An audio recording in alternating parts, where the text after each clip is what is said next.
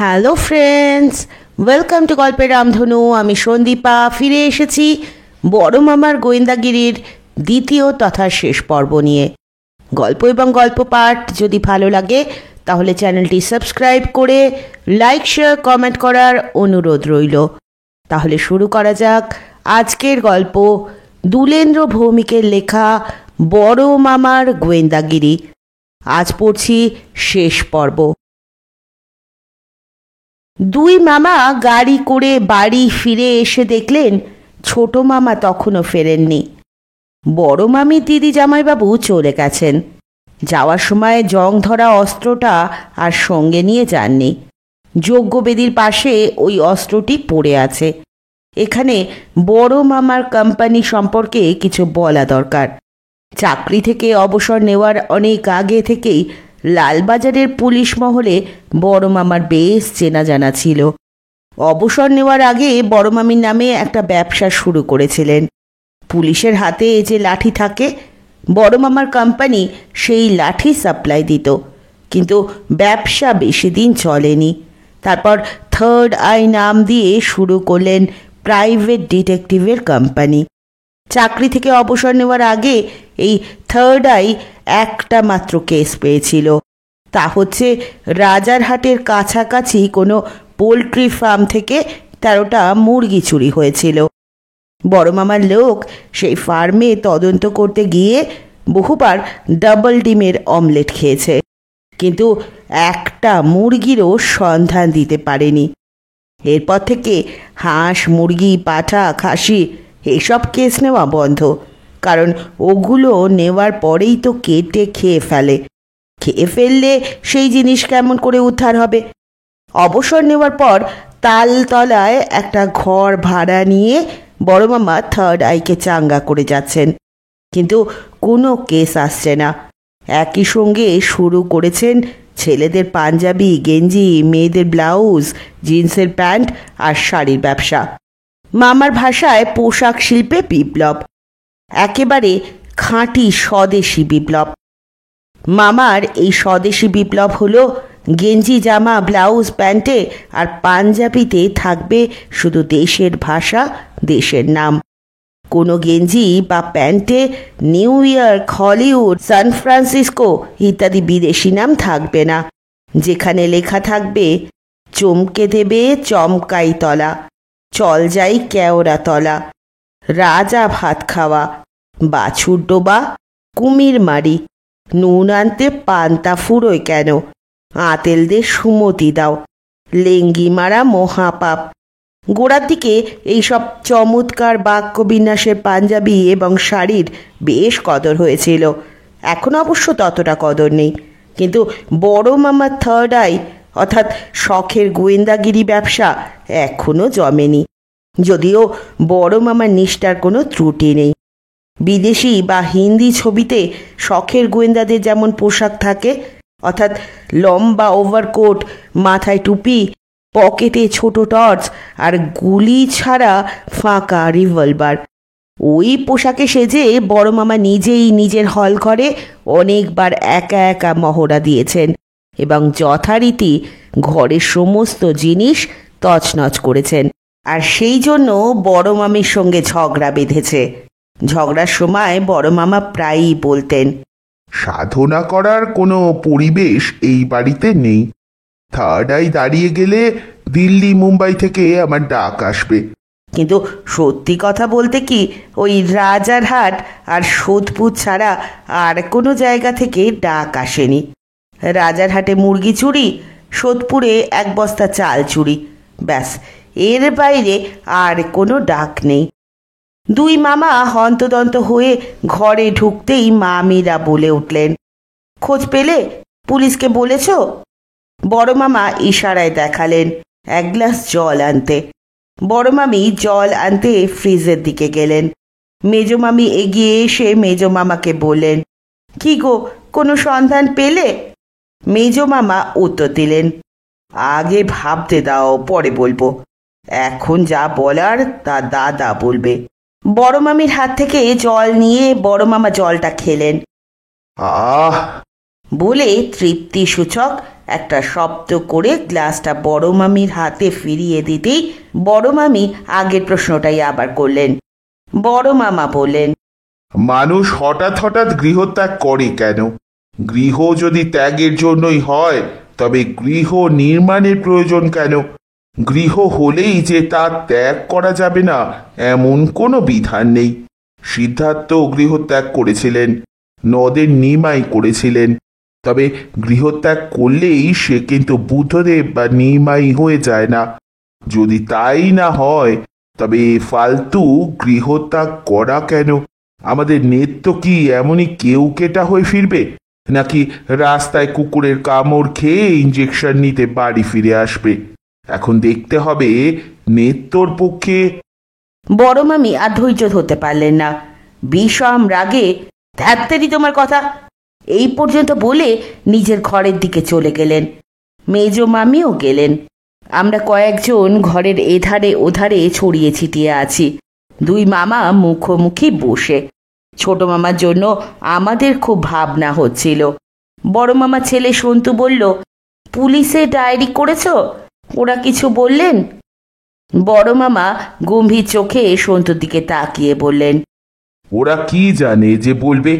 তবে একদম কিছু জানে না তা নয়, ওরা রুটিন মাফিক কাজ করে। ওদের তো থার্ড আই নেই। ওই রুটিনে এই কেস ধরা পড়বে না। এই কেসটা হচ্ছে সেলফ কিডন্যাপ। তার মানে নিত্য নিজেকেই নিজে কিডন্যাপ করেছে। বড় জটিল কেস। কেসটা আমাকেই নিতে হবে। নিজের মায়ের পেটের ভাই, অন্য কারো হাতে দিয়ে আমি ভরসা পাচ্ছি না। ভাইয়ের কেসটা আমি টেক ওভার করলাম। বড় মামি ঝড়ের গতিতে ঘরে ঢুকে বললেন, তোমাদের কাউকে দরকার নেই, কাল সকালে আমি যাব থানায়। বড় মামা তার ছেলের হাসি হেসে বললেন, থানা কি করবে? ওদের ভরসা করছো তুমি? বড় মামিমা বললেন, মুরগি চোর ধরার মুরদ নেই, সে খুঁজে আনবে ভাইকে। তোমার ওপর আমার তিল মাত্র ভরসা নেই। বড় মামা উঠে দাঁড়ালেন, পিছনে দুটো হাত দিয়ে পায়চারি করতে করতে বললেন, জেনারেশন গ্যাপ। এখন স্বামী স্ত্রীতেও জেনারেশন গ্যাপ হচ্ছে। তোমরা খেতে যাও, আমি আমার স্টাডি রুমে বসে কেসটা স্টাডি করি। এতদিনে একটা ভালো কাজ পাওয়া গেছে। নেত্রটা নিজে নিজেই কিডন্যাপ হয়ে গিয়ে আমার পশারটা বোধহয় জমিয়ে দিয়ে গেল। হ্যাটস অফ নিত্য। জীবিত না পেলে মৃতই তোকে খুঁজে আনবো। নো ছাড়ান ছোড়ন। বড় মামি প্রবল একটা মুখ ঝামটা দিয়ে প্রবলতর গতিতে ঘরের বাইরে চলে গেলেন। দুদিন কেটে যাওয়ার পরও ছোট মামার কোনো খবর পাওয়া গেল না। পুলিশ জানালো তারা সম্ভাব্য সমস্ত জায়গায় খোঁজ করে বাকছাল পড়া কোনো অপহৃত যুবকের সন্ধান পায়নি। তবে তদন্ত চলছে। এদিকে আমরা সমস্ত আত্মীয় স্বজনকে খবর দিয়েছি। তাদের কেউ কেউ আমাদের সমব্যথী হওয়ার জন্য বাক্স গুছিয়ে এই বাড়িতে চলে এসেছেন। যারা আসতে পারেননি তারা টেলিফোনে দুঃখ প্রকাশ করেছেন এবং রোজই একবার করে ফোন করেন। ছোট মামার অফিসে এবং মেসেও খবর দেওয়া হয়েছে। সেই মেস থেকে ছোট মামার দুই বন্ধু এসে গেছেন। এই শহরে এসে কোথায় আর থাকবেন? অতএব আমাদের সমব্যথী হয়ে তারা আপাতত দুদিন ধরে আমাদের বাড়িতে। বড় মামা তার স্টাডি রুমে বসে বসে কেবল স্টাডি করে যাচ্ছেন।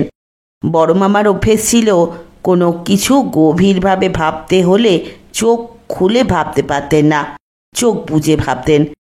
এই চোখ বোঝা নিয়ে একদিন একটা বিশ্রী কাণ্ড ঘটে যাওয়াতে যে অশান্তি হয়েছিল, তারপর থেকে বড় মামা আর চোখ বুজে কিছু ভাবেন না। মেজ মামার দুর্গাপুরে ফিরে যাওয়া হয়নি, ফলে আরও ছুটি চেয়ে অফিসে ফ্যাক্স পাঠানো হয়েছে। মেজ মামা দুঃখ করে বললেন, ভাইয়ের জন্য যে একটু ভাববো তার উপায় নেই। বাড়ি ভর্তি এত লোক আর এত শোরগোল হলে ভাবা যায়? তাই মেজ মামা রোজ বিকেলে ভাবার জন্য 2 টাকার টিকিট কেটে বনবিতানে গিয়ে জলার ধারে বসে ভাবেন। বড় মামি একদিন আমাকে সঙ্গে নিয়ে থানায় গেলেন। দেওরের বিষয়ে খোঁজ নিতেই জনৈক অফিসার বললেন, ম্যাডাম, কলকাতা এবং আমাদের জেলা শহরে সর্বত্র খবর নিয়েছি। আসলে কি জানেন, আমাদের পুলিশ রেকর্ডে আজ পর্যন্ত কোনো জটাহীন এবং বাকছাল পরিহিত তান্ত্রিক অপহরণের কেস নেই। সেই কারণে বড় মামিমা বললেন, এটা কেমন যুক্তি হলো? কেস নেই বলে আপনারা গালে হাত দিয়ে বসে থাকবেন? কেস হতে কতক্ষণ? হয়তো এই রাজ্যে এটাই প্রথম তান্ত্রিক অপহরণ। আপনারা গুরুত্ব দিচ্ছেন না কেন? বাড়িতে ফিরে এসে দেখলেন বসার ঘরে হাতে একটা মোটা ডান্ডা নিয়ে বড় মামা পায়চারি করছেন। তার সামনে বসে আছে পটলা, বড় মামির দিদি, জামাইবাবু আর একটি 16-17 বছরের ফুটফুটে ছেলে। বড় মামি আমার দিকে তাকালেন, চোখের ভাষায় বোঝাতে চাইলেন ব্যাপারটা কি। আমিও ঠোঁট উল্টে নিঃশব্দে বুঝিয়ে দিলাম, জানি না। বড় মামা ঘরের মধ্যে পায়চারি করছেন আর থেকে থেকে সামনের টেবিলটার ওপর হাতের ওই ডান্ডাটা দিয়ে ঠকাস করে মারছেন। থাকতে না পেরে বড় মামিমা বলে উঠলেন, বাড়ির মধ্যে এসব কি হচ্ছে? টেবিলটা যে ভেঙে যাবে। বড় মামা ঠোঁটে আঙুল রেখে নিষেধের ভঙ্গিতে বললেন, ইনভেস্টিগেশন বোঝো, এখানে তাই চলছে। বড় মামিমাকে দেখে তার দিদি যেন অনন্ত অন্ধকারে আলো দেখলেন। তেমনভাবেই আকুল কণ্ঠে বলে উঠলেন, দেখ তো ছায়া, নিত্যর খোঁজ নিতে এসে কি বিপদে পড়েছি। 2 ঘন্টা ধরে পটলাকে জেরা করছে আর ধমকাচ্ছে। এরপর যদি তো জামাইবাবুকেও পটলার মতো ধমকাধমকি করে, তবে তো এ বাড়িতে আমাদের আশাই বন্ধ হয়ে যাবে। আমাদের বাবার কথা মনে আছে তো? বড় মামা তখন পটলাকে প্রশ্ন করছেন, মাস্টার পটলা, নিত্যগোপাল যখন বাড়ি ছেড়ে চলে যায় তখন রাত কটা? পটলা উত্তর দিল, রাত 11টা নাগাদ। বড় মামার প্রশ্ন, কি করে জানলে? তোমার হাতে ঘড়ি ছিল? পটলা চটজলদি উত্তর, সব ঘড়িতে কি একরকম সময় থাকে? আপনার হাত ঘড়ি, ঘরের দেওয়াল ঘড়ি, বড় মার হাত ঘড়ি সব আলাদা সময়। আমার ঘড়িতে তখন ওই 11টাই হবে। বড় মামা আবার প্রশ্ন করেন, তোমার কি ঘড়ি? পটলা উত্তর দেয়, আন্দাজ ঘড়ি। বড় মামিমা এবার এগিয়ে এসে বললেন, এসব কি নাটকেপনা হচ্ছে? যা ঘটবার তা তো তোমার সামনেই ঘটেছে, এত সব প্রশ্ন কেন? বড় মামি এবার 16-17 বছরের ওই ফুটফুটে ছেলেটির দিকে তাকিয়ে বললেন, এ ছেলেটিকে? কোন বাড়ির ছেলে? বড় মামা কাজ ঝাঁকিয়ে গর্বের সঙ্গে উত্তর দিলেন, ওর ডাক নাম বিচ্ছু, ভালো নাম বিদ্যুৎ বর্মন। আজ থেকে ও আমার অ্যাসিস্ট্যান্ট।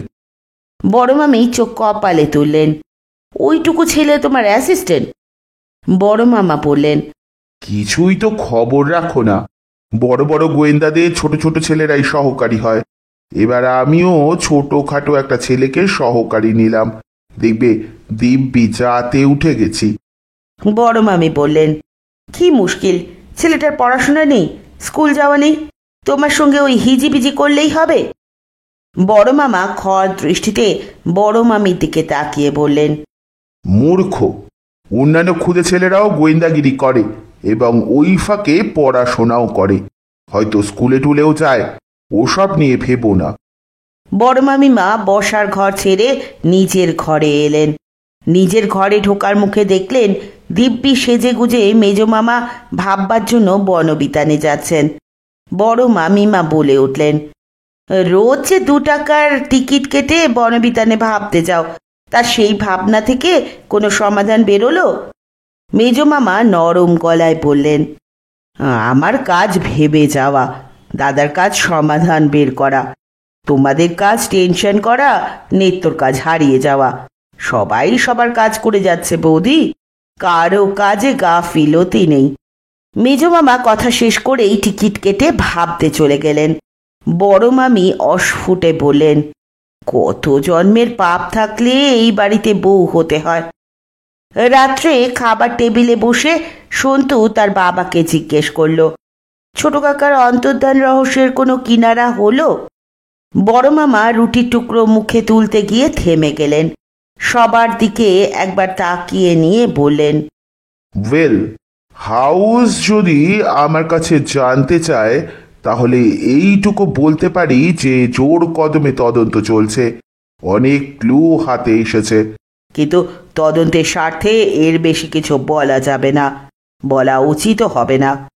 মেজমামি বললেন, ওই একই কথা তো প্রথম দিন থেকেই শুনছি, ঠাকুরপো বাড়ি আসবে কবে? বড় মামা রুটি মুখে দিলেন, একটু চিবিয়ে নিয়ে বললেন, বললাম তো তদন্তের স্বার্থে এর চেয়ে বেশি বলা যাবে না।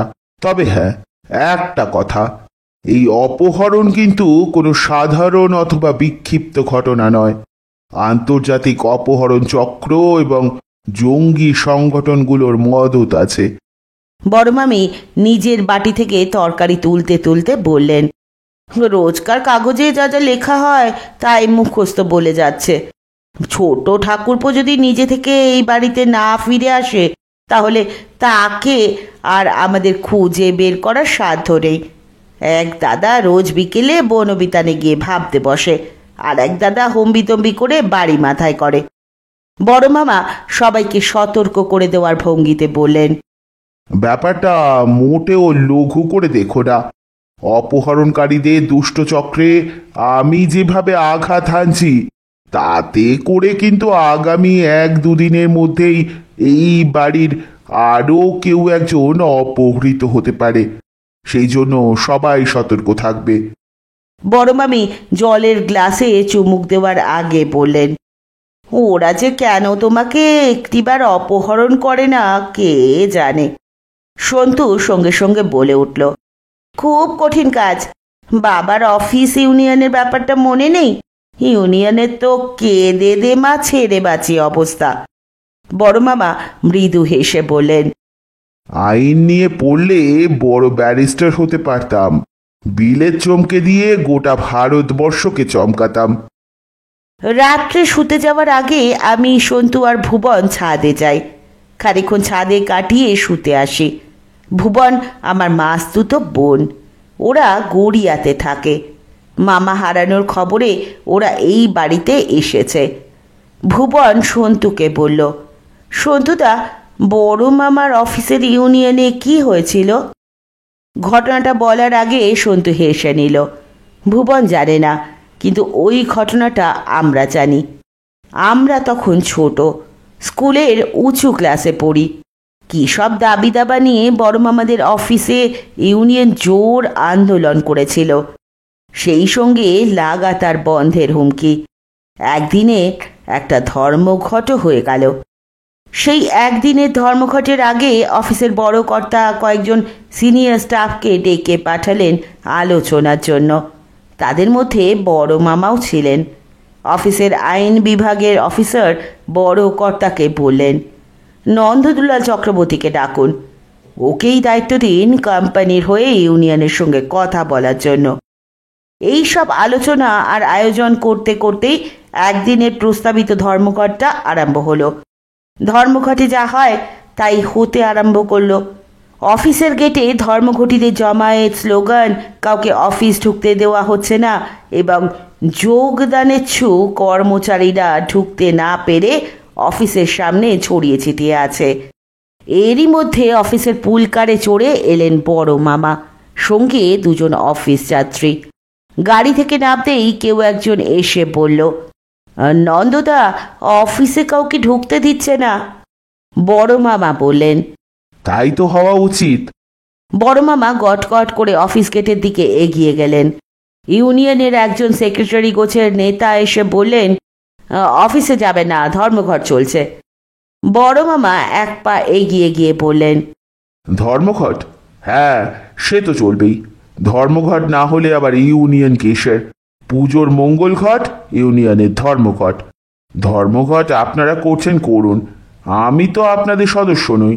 ধর্মঘটের পক্ষে আমি সায়ও দিইনি। তবে আমার সায় না থাকলে কি ধর্মঘট হবে না? নিশ্চয়ই হবে, 1000 বার হবে। ইউনিয়নের নেতাকে ঘিরে আরও জনা 10 লোক, সবাই বড় মামার দিকে তাকিয়ে। তারা বোঝার চেষ্টা করছেন চক্রবর্তীবাবু কোন পক্ষের হয়ে কথা বলছেন। সেই নেতা বললেন, আসলে ধর্মঘট হলো শ্রমিক কর্মচারীদের গণতান্ত্রিক অধিকার। বড় মামা বললেন, আলবাত, তবে গণতন্ত্র তো কারো বাপের ক্ষেতের মূলও নয় যে ইচ্ছে করে টান মেরে তুলে নেওয়া যায়। মূলও নয়ই বা কেন, মূল থেকেই তো অন্যায়ের মূলোচ্ছেদ সম্ভব। গণতন্ত্রে ধর্মঘট করার অধিকার আছে, আবার এই গণতন্ত্রের বলেই ধর্মঘটে কিন্তু সামিল না হওয়ারও অধিকার আছে। কাজ না করার অধিকার এবং কাজ করার অধিকার। কিন্তু আপনারা যদি আমাকে অফিসে ঢুকতে না দেন, সেটা নিশ্চয়ই আমাদের গণতান্ত্রিক অধিকার। আবার অফিসে ঢোকা এবং অফিসে গিয়ে কাজ করা, সেটা আমার কাজের অধিকার, সেটাও গণতন্ত্র। এখন দেখতে হবে গণতন্ত্র ব্যাপারটা কেমন। দশচক্রে ভগবান ভূত, তবে কি অনুপযুক্ত হাতে পড়ে গণতন্ত্র বিকৃততন্ত্র হচ্ছে? তা কেন হবে? আপনাদের মতো বিবেচক এবং উদার লোকেদের হাতেই গণতন্ত্র শোভা পায়। সবসময় শোভা পায়, তাই বা বলি কি করে?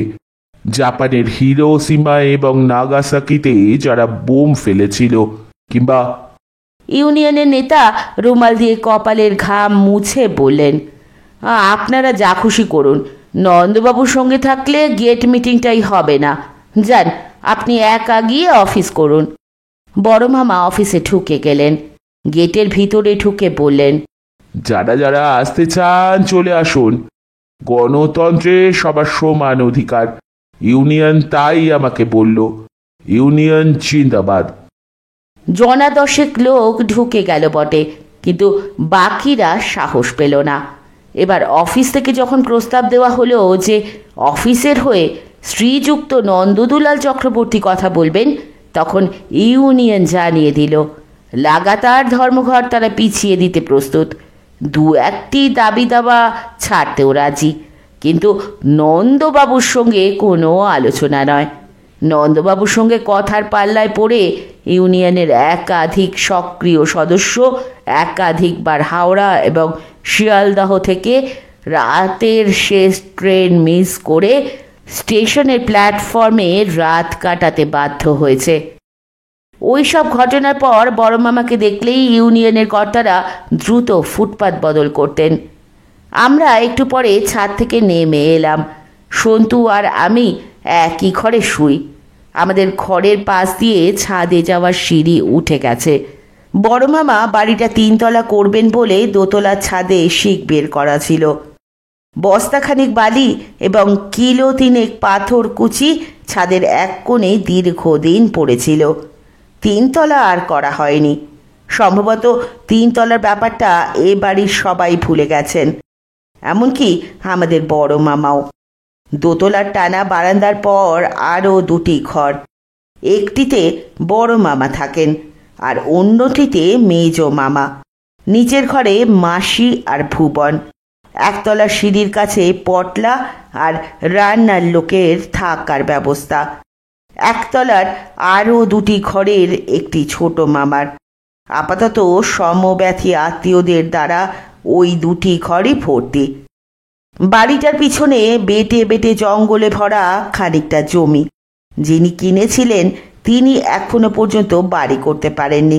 ফলে ওই জংলা জমিটা একটা অলিখিত আস্থা করে পরিণত হয়েছে। জানলার পর্দা টানতে গিয়ে প্রথমে আমি ব্যাপারটা লক্ষ্য করলাম। সন্তুকে বললাম, জানলার কাছে আয়, একটা জিনিস দেখাবো।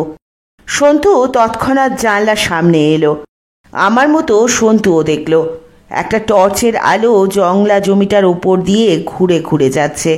মনে হচ্ছে কেউ যেন থেকে থেকে টর্চ জেলে কিছু খুঁজছে। সন্তু বলল, ব্যাপারটা অদ্ভুত, আগে তো কখনো এমন জিনিস দেখিনি। আমাদের এখন কি করা উচিত? আমি বললাম, বড়দের কাউকে বলা দরকার, নয়তো আমি, তুই আর পটলা গিয়ে ব্যাপারটা দেখি। সন্তু হঠাৎ আঙুলে তুড়ি বাজিয়ে বলে উঠল, ভয় কি? আমাদের পাশের ঘরেই তো সারলা হোমস আছেন, চল তাকে গিয়ে ব্যাপারটা আগে জানাই। আমি বললাম, চল। আমরা ঘর থেকে বেরিয়ে গুটি গুটি পায়ে বড় মামার ঘরের দিকে গেলাম। বন্ধ দরজার গায়ে কান পাততেই ঘরের ভিতর থেকে খটাখট আওয়াজ টের পেলাম। আমি সন্তুর দিকে তাকালাম। সন্তু আমার দিকে তাকিয়ে ইশারায় বলল দরজায় ধাক্কা দিতে। ছোট ছোট শব্দ করে 3বার দরজায় ধাক্কা দিলাম। পরে মামা বলে ডাকতেই ভিতর থেকে মামার গম্ভীর গলা ভেসে এলো, door is open, please come in. জংলা জমিতে আলোর রহস্যটা নাকি মামার তদন্তেরই অঙ্গ। অন্য কারো অপহরণ ঠেকাতে রাত 12টার পর একজোড়া টর্চ দিয়ে পটলাকে মামাই নাকি পাঠিয়েছেন। মামার ধারণা দুষ্ট চক্রের জঙ্গিরা ওই জংলা জমিতেই আশ্রয় নেবে, তাই পটলাকে ওয়াচ করতে পাঠানো। সন্তু বলল, কিন্তু পটলার যদি কোনো বিপদ হয়, পরের ছেলের ক্ষতি হলে কে সামলাবে? বড় মামা বললেন, আমার ঘরের পিছনের জানলাও খোলা, থেকে থেকে আমিও ওয়াচ করছি, গোলমাল দেখলেই ফায়ার করব। সন্তু বলল, তুমি গুলি চালাতে জানো? বড় মামা একটু হেসে বললেন, এতে এত জানাজানির কি আছে? এ তো মানুষ মারা বন্দুক নয়, পাখি মারা। মানুষের গায়ে লাগলে মরবে না ঠিকই, তবে আহত হওয়ার চান্স আছে। তবে এত সব তথ্য তো ওই জঙ্গিদের জানার কথা নয়। ওরা তো সত্যিকারের বন্দুক, সত্যিকারের গুলি এসব ভেবেই পালাবে, নয়তো হার্ট ফেল করবে। কাউকে মারা আমার গোয়েন্দাগিরির লক্ষ্য নয়। আমি অহিংস মতে শত্রুর মোকাবিলা করতে চাই। আমি বললাম, এত রাত্রে তুমি টাইপ মেশিন চালিয়ে কি টাইপ করছো? বড় মামা বেশ গর্বের সঙ্গে বললেন, আমি তো তোদের মতো সিনেমার গোয়েন্দা নই যে চিত্রনাট্যে যেমন লিখবে তেমন ভাবে গোয়েন্দাকে চলতে হবে। কাজটা ইন্টারেস্টিং, চ্যালেঞ্জিং, তবে রিস্কও প্রচুর। এর জন্য সাহসের প্রয়োজন। ভারতবর্ষের অনেক রকম সাধু সংগঠন আছে, হোমযজ্ঞ করা তান্ত্রিকও অনেক।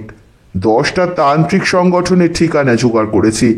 সেই সব সংগঠনকে চিঠি লিখছি, কুরিয়ারে চিঠি পাঠাবো। সন্তু বলল, তুমি কি পাঠানো শুরু করে দিয়েছ? বড় মামা সন্তুকে ভৎসনা করার ভঙ্গিতে বললেন, হ্যাঁ, তুই সোজা কাজ ভাবিস? এ কি তোর বিজয়া চিঠি পাঠানো? তোর ছোট মামাকে দেখে বুঝলি না, তান্ত্রিক কস্টিউম পরার পর মাতৃভাষা আর মোটেই বলছে না, কেবল রাষ্ট্রভাষা বলছে। তাই আমার এই ইংরেজিতে চিঠিগুলো জনৈক হিন্দির অধ্যাপককে দিয়ে হিন্দিতে অনুবাদ করাতে হবে, তারপর তো পাঠাবো। আমি বললাম, কিন্তু ঘরের মধ্যে এই রকম খটাখট আওয়াজ হলে বড় মামিমা তো ঘুমোতে পারবেন না। বড় মামা জবাব দেওয়ার আগেই খাটের উপর আমাদের দিকে পাশ ফিরে বড় মামিমা বললেন, না রে, আমার কোনো অসুবিধে হচ্ছে না, বরং তোর বড় মামা ঘুমোলে মনে হয় একজোড়া মোটর সাইকেল ঘরের মধ্যে পাক খাচ্ছে। সে তুলনায় টাইপরাইটারের আওয়াজ অনেক ভালো। মনে হচ্ছে একটা কচি ছাগলছানা ঘরের মেঝেতে পা ঠুকে ঠুকে লাফাচ্ছে। আমি বললাম, ছোট মামা আদৌ ফিরবে কি, নাকি অপহরণকারীরা মেরে ফেলেছে? বড় মামা বললেন, না না, মেরে ফেলে সেই লাশ পোড়ানো, ক্রিয়াকর্মের ব্যবস্থা করা, এত সব ঝামেলায় ওরা যাবে না। কিন্তু ভাবার কথা হলো, অপহরণ যদি করেই থাকে, তবে এতদিনেও মুক্তিপণ চেয়ে কোনো ফোন করলো না কেন? ফোন তো চালু আছে। মুক্তিপণ যে চাইতেই হবে তার কোনো মানে নেই। তাই যদি হবে, তাহলে অপহরণ করা কেন? বিনা স্বার্থে কেউ কি অপহরণ করে? তবে স্বার্থ তো অনেক রকম হয়। এক্ষেত্রে কোন ধরনের স্বার্থ কাজ করছে সেটাই ভেবে দেখতে হবে। শুধু শুধু ভাববই বা কেন? ভাবার আগে কাজ। কিন্তু আগে ভাবনা না আগে কাজ? ওই যে কথায় বলে, ভাবিয়া করিও কাজ, করিয়া ভাবিও না। তবে কি এই প্রবাদ বাক্য মিথ্যা? আমার মেজ ভাই ব্রজও তো ভেবে কাজ করতে চায়, কিন্তু ছেলেটা ভাবতে ভাবতেই বুড়ো হয়ে যাবে, কাজ আর করতে পারবে না। কিন্তু ভাবনা ছাড়া। এবার বড় মামিমা হাতের ইশারায় আমাদের যেতে বলে আবার পাশ ফিরে শুয়ে পড়লেন। আমরা নিজেদের ঘরে ফিরে এলাম। আমাদের বাড়িতে সবাই সর্বক্ষণ ছোট মামাকে নিয়ে আলোচনা করছে। ফোনে আত্মীয় বন্ধুরা খবর নিচ্ছে। কিন্তু ছোট মামার কোনো সন্ধানই জানা যাচ্ছে না। মামিমারা ইতিমধ্যেই নানা রকম মানত করে বসে আছেন, টুকটাক পুজো দেওয়াও চলছে, কিন্তু আসল কাজ কিছুই হচ্ছে না। দুদিন কেটে গিয়ে 3টে দিনও কেটে গেল, ছোট মামার কোনো খবরই পাওয়া গেল না। এরই মধ্যে একদিন বড় মামা দোতলার বারান্দায় তার সাধের হারমোনিয়াম নিয়ে বসলেন। যদিও এটা কোনো নতুন ঘটনা নয়, বড় মামা মাঝে মধ্যেই হারমোনিয়াম নিয়ে গান গাইতে বসেন। বড় মামা বিলম্বিত লয় গান। বিয়ের আসরে নতুন জামাইয়ের বিলম্বিত লয়টা এতটাই বিলম্বিত হয়ে গিয়েছিল যে মামা যখন গান শেষ করে চোখ খুললেন তখন ভোর হয়ে গেছে। বাসর ঘরে আর কেউ নেই। মামাকে হারমোনিয়াম নিয়ে বসতে দেখে বড় মামিমা আতঙ্কিত কণ্ঠে বললেন, আবার তুমি গান গাইছো? বড় মামা বললেন, ডোন্ট ওয়ারি, আমি তো সেই ঘটনার পর থেকে আর চোখ বুজে গান গাই না। গাইবার সময় আমার চোখ খোলা থাকে। বড় মামিমা বললেন, মনে থাকে যেন। চোখ বুজে গান গাওয়ার অভ্যেস বড় মামাকে ছাড়তে হয়েছিল বড় দুঃখে। কিছুদিন তো অভিমান করে গানই গাননি, পরে অবশ্য অভিমান কমে গিয়েছিল। ঘটনাটা ঘটেছিল কোনো এক নভেম্বরের সন্ধ্যায়। বড় মামা বারান্দায় শতরঞ্জি পেতে হারমোনিয়াম নিয়ে গান গাইছেন, সেই বিলম্বিত লয়। হারমোনিয়ামের রিডে আঙুল চাপবার পরই বড় মামা অভ্যেসবশে চোখ বুজে ফেলেছেন। চোখ খুলে উনি গান গাইতে পারেন না। মামার কথায়, চোখ বুজে গান গাইতে গাইতে গানটা আমি মুদ্রিত নেত্রে ভিজুয়ালাইজ করি, তা না হলে আবার গান হয় নাকি? অতএব মামা যথারীতি চোখ বুজে বিলম্বিত লয় গেয়ে যাচ্ছিলেন। এমন সময় বড় মামিমা প্লেটে করে একটা গরম ফিশ ফ্রাই নিয়ে এসে হারমোনিয়ামের পাশে রেখে বললেন, ফিশ ফ্রাই রেখে গেলাম, এক ফাঁকে খেয়ে নিয়ে আবার গাইতে থাকো। বড় মামা আর চোখে সেই ফিশ ফ্রাইটা একবার দেখে নিয়ে মনে মনে ভাবলেন, ফ্রাইটা একটু ঠান্ডা হোক, তাছাড়া এখনই গান থামিয়ে হামলে পড়ে ফিশ ফ্রাই খাওয়া প্রকৃত সঙ্গীত সাধকের কাজ নয়। আগে সঙ্গীত, পরে ফ্রাই। বড় মামা চোখ বুজে আবার গান গাইতে আরম্ভ করলেন। ছুটির দিন। বড় মামা শ্বশুরমশাই জামাইয়ের বাড়িতে বেড়াতে এসেছিলেন। তিনি একখানা ফিশ ফ্রাই হাতে করে একতলার বারান্দা থেকে জামাইয়ের গান শুনতে দোতলার বারান্দায় উঠে এলেন। ইতিমধ্যে জনৈক হুলো বেড়াল গন্ধে গন্ধে উপরে বারান্দায় এসে মামার ফিশ ফ্রাইটা দাঁতে কামড়ে সোজা ছাদের দিকে চলে গেল। এমনই নিঃশব্দে ব্যাপারটা ঘটল যে বড় মামা কিচ্ছুটি টের পেলেন না। গান শেষ করে ফিশ ফ্রাই খাওয়ার জন্য চোখ খুলে দেখেন তার সামনে শ্বশুর এবং তার হাতে একটি ফ্রাই, এবং বড় মামার নিজের প্লেটটি ফাঁকা। বড় মামা শ্বশুরমশাইয়ের দিকে তাকালেন। শ্বশুর ভাবলেন জামাই বোধহয় জানতে চাইছে আপনি কখন এলেন, তাই তিনি বললেন, এই একটু আগে এলাম। বড় মামা ভিতরের ক্ষোভ চেপে বললেন, আমার ফিশ ফ্রাইটা তুললেন কখন? শ্বশুরমশাই আকাশ থেকে পড়লেন, অবাক গলায় বললেন, তোমার ফিশ ফ্রাই? কি বলছো তুমি? এটা তো আমার মেয়ে আমাকে খেতে দিল। খেতে খেতে উপরে তোমার কাছে আসবো বলে প্লেট আর নিইনি, ফ্রাইটাই হাতে করে উপরে এলাম তোমার গান শুনবো বলে। বড় মামা বললেন, আপনার মেয়ে অর্থাৎ আমার বউ আমাকে এই প্লেটে একটা ফিশ ফ্রাই দিয়ে গিয়েছিল, সেটা গেল কোথায়? আপনি বই দ্বিতীয় ব্যক্তি তো আর কেউ আসেনি। শ্বশুরমশাই রাগে অপমানে ফুঁসতে ফুঁসতে বললেন, নন্দ, তুমি কি বলতে চাইছো পরিষ্কার করে বলো। বড় মামা বললেন, আপনি আমার চোখ বুজে থাকার সুযোগে আমার ফিশ ফ্রাইটি বেমালুম আত্মসাৎ করেছেন, এমন কথা বলছি না, তবে বলবো নাই বা কেন। আমার শূন্য প্লেটে আর আপনার হাতে অর্ধভুক্ত ফ্রাইটি কি এ কথাই প্রমাণ করে না যে ওটি আমারই প্লেট থেকে তোলা? গুরুজন মানুষ, একখানা সামান্য ফিশ ফ্রাইয়ের জন্য তো আপনাকে ফ্রাই চোর বলা যায় না। তবে আপনার মেয়ের সংসার, খেতে ইচ্ছে হলে আরও ফ্রাই আপনার জন্য পাঠিয়ে দিত। মাঝখান থেকে এই সঙ্গীত সাধকের ফ্রাইটা ধরে টানলেন কেন? বড় মামা শ্বশুরমশাই রাগে কাঁপতে কাঁপতে নিচে নেমে এলেন। নিজের জামাইয়ের কীর্তির কথা সবাইকে জানিয়ে শ্বশুরমশাই সেই যে এই বাড়ি থেকে বেরোলেন, মরার আগে পর্যন্ত আর এই বাড়িতে আসেননি। এই ঘটনার পর অনেক দিন বড় মামা গান করেননি। হারমোনিয়াম নিয়ে বসলেই বড় মামি হুকুম করতেন, চোখ খুলে গাইবে, মনে আছে তো সেই কেলেঙ্কারির কথা? বড় মামা ঘাড় নেড়ে বড় মামিমাকে আশ্বস্ত করে গাইতে বসলেন। দোতলার বারান্দায় নয়, একতলার বসার ঘরে বড় মামা গাইতে শুরু করলেন। বাড়িতে তখন দুই মামি আর আমি। সন্তু আর ভুবন গেছে বাজারের দিকে। নিচের ঘরে বড় মামা একা। মেজ মামা টিকিট কেটে প্রতিদিনের মতো আজও বনবিতানে ভাবতে গেছেন, এখনো ফেরেননি। আমি বাড়ির সদর গেটের সামনে দাঁড়িয়ে আমার এক বন্ধুর সঙ্গে কথা বলছি। সবে মাত্র সন্ধ্যা হয়েছে। হঠাৎ বন্ধুটি আমায় বলল, হ্যাঁ রে, তোদের বাড়িতে পুলিশ ঢুকছে কেন? আমি দ্রুত ঘাড় ফিরিয়ে দেখলাম কথাটা সত্যি। বাড়ির সামনে একটা পুলিশের জিপ গাড়ি। সেই গাড়ি থেকে নেমে একজন পুলিশ অফিসার আমাদের বাড়িতে ঢুকছেন এবং তার পিছু পিছু যাচ্ছেন পাজামা আর হাওয়াই শার্ট পরা একজন লোক। আমি আর এক মুহূর্ত না দাঁড়িয়ে বাড়িতে ঢুকে গেলাম। বসার ঘরে বড় মামা বিলম্বিত লয়ে গিয়ে যাচ্ছেন। দরজার সামনে পুলিশ অফিসার আর সেই লোকটি। আমাকে দেখে পুলিশ অফিসার বললেন, উনি থামবেন কখন? আমি উত্তর দিলাম, না থামালে উনি থামেন না। উনি নিজে নিজে কখন থামেন তা কেউ বলতে পারে না, আপনি ডাকুন না। পুলিশ ভদ্রলোক ঘরের মধ্যে টাঙানো একটা পোস্টারের দিকে আঙুল তুলে দেখিয়ে বললেন, এরপরেও থামাতে বলছেন? বড় মামার ঘরের ওই পোস্টারটা অনেক দিনের। ওতে লেখা, গানের সময় চুপ করে থাকবেন, সুরের সভায় অসুরদের স্থান নেই, গানে বিঘ্ন ঘটালে কাউকে ছেড়ে দেব না, সাবধান।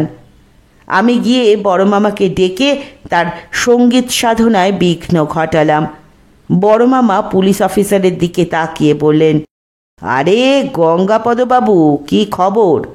পুলিশ অফিসার বললেন, স্যার, গঙ্গাপদবাবুর খবর বলতে পারবো না। উনি আমার স্বর্গত পিতৃদেব, তার খবর কেমন করে রাখবো? আমার নাম হরিপদ।